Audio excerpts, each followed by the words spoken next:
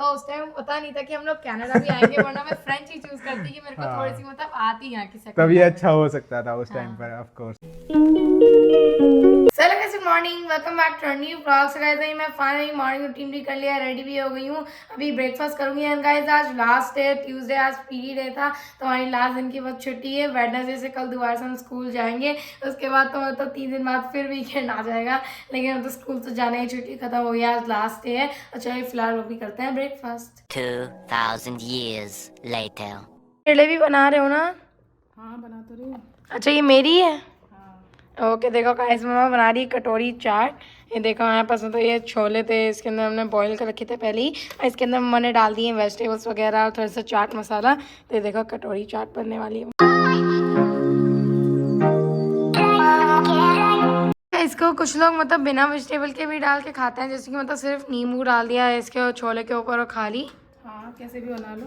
Black वाले भी छोले रहते हैं ना, काले चने, हाँ उसकी भी बनती है ये। अच्छा, उसकी भी बन जाती है। हल्ली सैलेड की भी बन जाती है।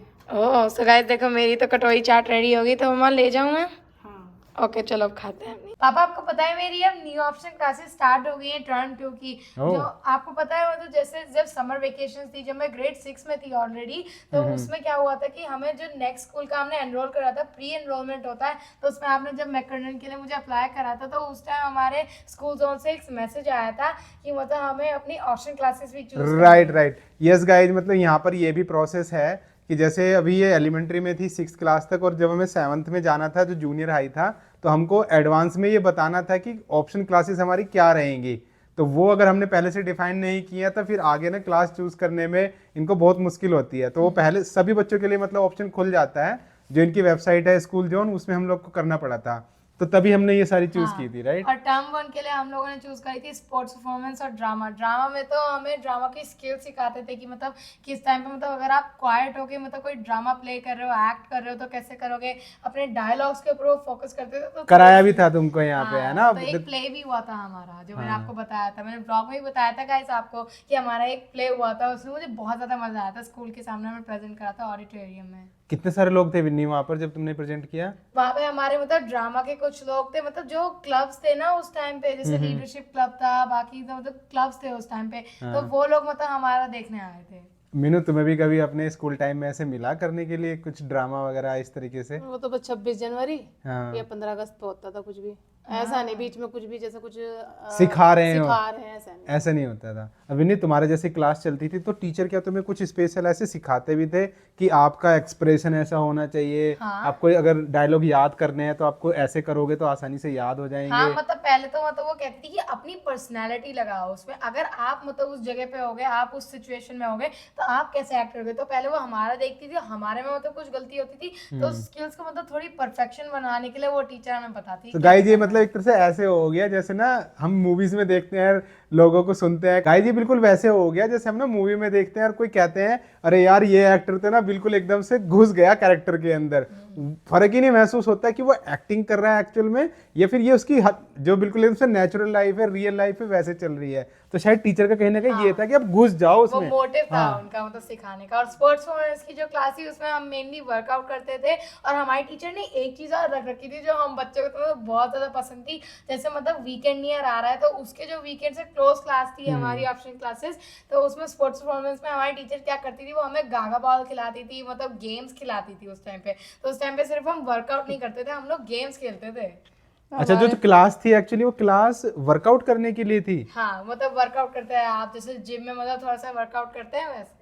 अच्छा, बट गाइज ये ना जो इनके यहाँ पर है वो एक्चुअल जिम वो वाला जिम नहीं है कि मतलब आपको पूरी तरीके से रनिंग करनी है ना विनी? वो वाला नहीं है। वो वाला नहीं है। क्या क्या होता था वैसे उस जिम में? तो उसमें मतलब बेंच प्रेस थी वहां पे, और वो हमें वर्कआउट्स वगैरह कराते जैसे पुशअप्स और मतलब जंपिंग जैक्स वगैरह, ऐसे नॉर्मल से स्प्रिंटिंग वाली एक्सरसाइजेस, स्प्रिंटिंग वाले? हाँ कोर एक्सरसाइज, तो मतलब ऐसे करते थे वो।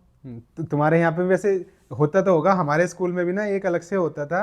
गाइस जो 6 क्लास जिसमें हमने एडमिशन लिया था ना, उसमें एक तरह से पीटी का मतलब हमारा होता था, उसमें फिजिकल एक्सरसाइज ऐसे कर करके कराने की होती थी। 2 दिन ड्राइंग होती थी, 2 दिन पीटी, हाँ। लास्ट वाले पीरियड में एंड गाइस मुझको याद आ रहा है, एंड सीरियसली मतलब इसको अदरवाइज मत लेना, but this is only my experience. जिस मतलब स्कूल से मैंने अपनी स्कूलिंग की थी, मेरे वहाँ पर ना जो पीटी वाले टीचर थे एक्चुअली उनको एक्सेस था उस स्कूल के ना जो सारे रिसोर्सेज थे गेम्स के, जैसे क्रिकेट के बैट्स, पूरा मतलब जो किट थी वो सारी चीज़ों का, फुटबॉल का, सारी चीज़ उनके पास थी। बट मतलब अनफॉर्चुनेटली मीनू हमारे साथ क्या हुआ, पूरी साल निकलती थी ना, कभी हमको ये नहीं बोला गया कि चलो आप लोग को लेके चल रहा हूँ, आप ये लो या तो खुद खेल लो या मैं सिखाता हूँ कि कैसे खेलना है।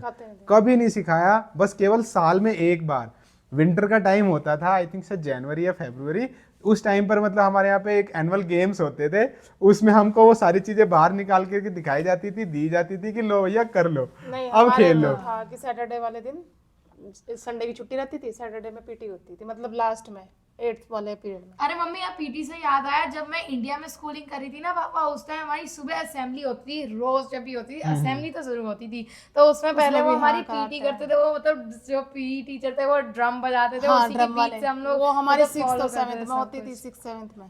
तो यहाँ पर वैसे गेम्स का कुछ सेक्शन नहीं होता ना?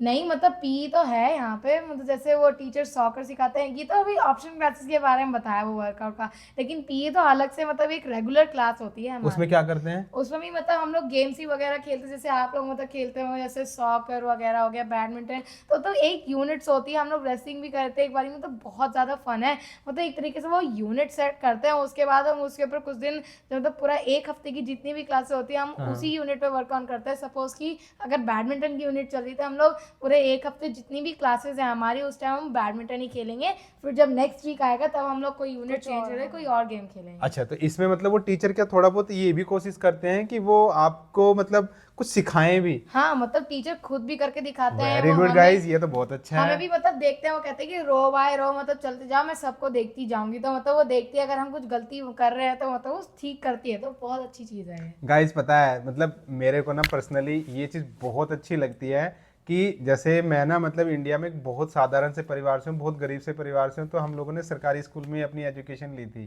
तो जब मैं इन बच्चों को यहाँ पे देख रहा हूँ, ठीक है हम लोग यहाँ पे मतलब फॉरेन कंट्री के अंदर हैं, यहाँ बैठे हुए हैं, है ना, पर जो ये क्लास ले रहे हैं वो एक्चुअली सरकारी ही स्कूल है, पर जो क्वालिटी निकल के आती है ना वहाँ से, जिस तरीके से इन्होंने बताया कि मतलब प्राइवेट वाले, हमारे यहाँ इंडिया में जो प्राइवेट वाले स्कूल है ना, उसमें भी जो क्वालिटी निकलती है उससे भी कहीं मतलब मुझे ज़्यादा अच्छा लगता है। और उसमें आप ये देखो कि मेरे कोई पैसा नहीं लग रहा इस चीज़ के ऊपर, बिल्कुल फ्री ऑफ कॉस्ट, कोई ड्रेस का पैसा नहीं, कोई ट्यूशन का पैसा नहीं, है ना, बिल्कुल सारी चीज़ें, कोई आपको यूनिफॉर्म वगैरह का, जूते वूते, ये किसी चीज़ का कुछ नहीं है, बुक्स वगैरह का कोई खर्चा नहीं है।